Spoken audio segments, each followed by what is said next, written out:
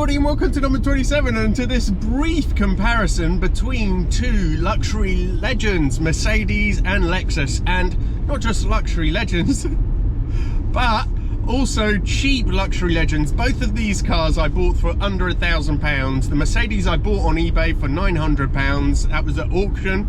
It's a W220. We'll talk about more about that in a minute, but they are famed for being the worst S-Class ever.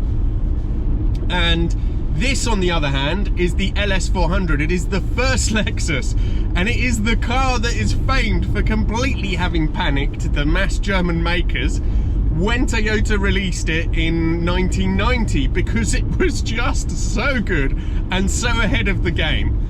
The original LS400 came out in 1989, but this is actually a second generation LS400. These came out in 1994.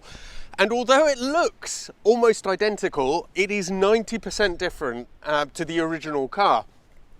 The chassis is stiffer, it's got better aerodynamics, it's got slightly more power, it's got a slightly better interior. There was a whole raft of changes, as well as a longer wheelbase. It was just that at the time, the feedback that the manufacturer, that Toyota had, was that people were happy with the looks. So they made an entirely different car that looked pretty much exactly the same as the original. The Mercedes does have some advantages over this LS400. First of all, it is the next generation model, really, because this came out in 94. They stopped making it in 1998 or 99, I think, which is pretty much when the W220 generation S-Class came out. Also, the Mercedes has 150,000 miles, whereas this has close to 200,000 miles. And lastly, the Mercedes is a 2002 model, and this is 1997, so this has an extra sort of 5 years on the road. However, they were both luxury cars for under £1,000 from roughly the same era, so it's still valid to compare. If you wanted to go and get yourself a luxury car, you could have bought either of these, a cheap luxury car. So anyway, let's find out what the Lexus is like first.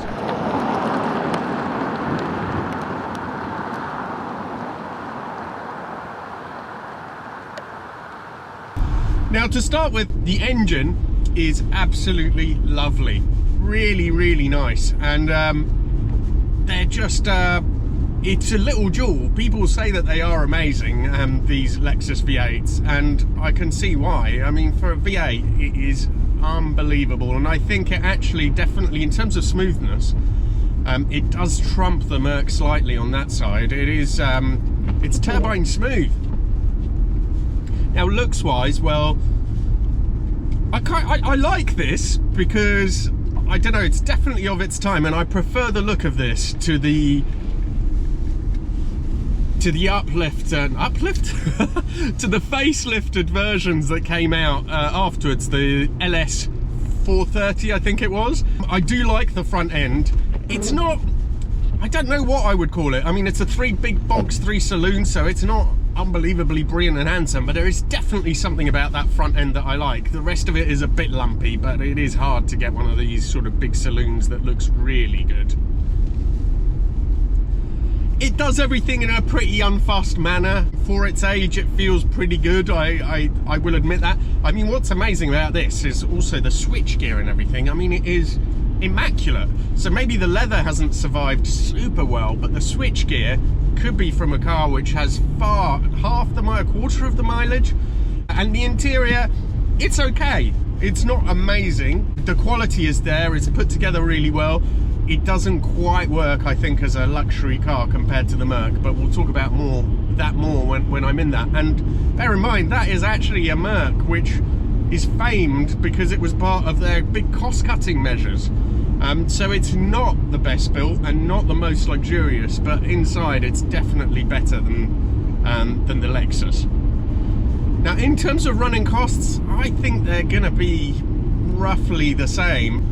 Yes, maybe less will go wrong with this over time. The W220s are really famed for things breaking on them and, yeah, suspension issues and so on, but I have to say mine has been really, really good. So the Lexus is comfortable, but it definitely feels like there is less interior space in here than there is in the Merc. And I've tried moving the seat around as much as I can, and it's still, I don't know what it is. It's maybe it's just a question of adjustment, really, to get it more the way I want it. I think it's getting close, but there isn't much room here, and unless I haven't been able to adjust the seat lower than this, so that's an odd thing, really. I don't know why. It's not as roomy, it doesn't feel as big, and obviously, yeah, the interior doesn't really feel quite as luxurious, but it is really nice to be in nonetheless. It's just that every time your eyes catch that center console there, it just looks so cheap. It's such a shame. And obviously in the newer cars, the 430s, that's got a lump of wood over there as well, so they tried to address some of the criticisms on the interior. But let's see how the Merc fares.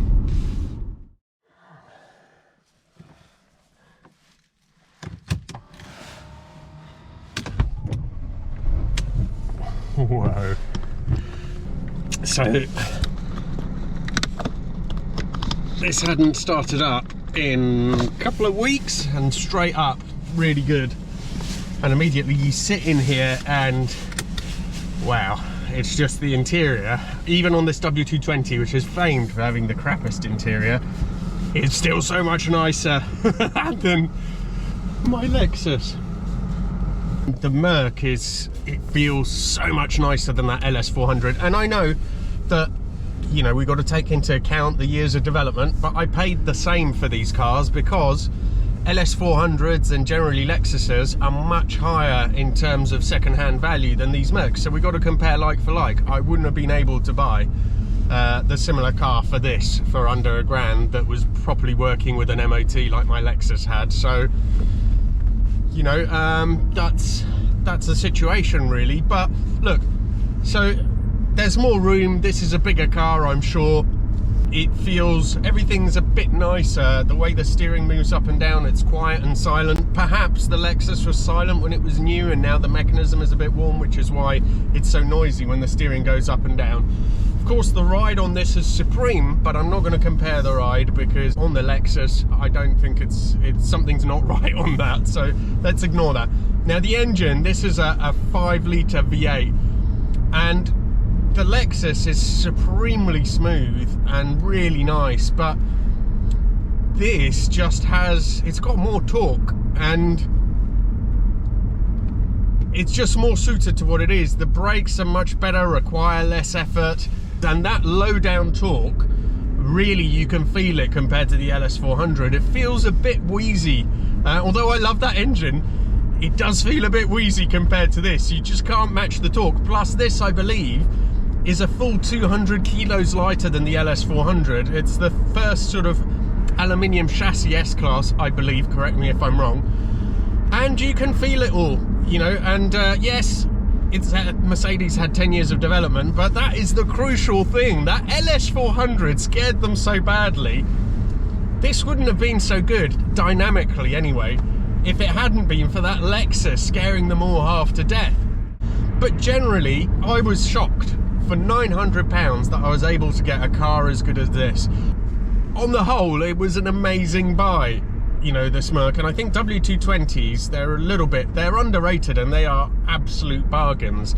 You do have to make sure that you get a decent one, and I was lucky, because if you get a bad one, the costs can spiral out of control, and people are really scared about that air suspension, so you do have to be careful about that as well.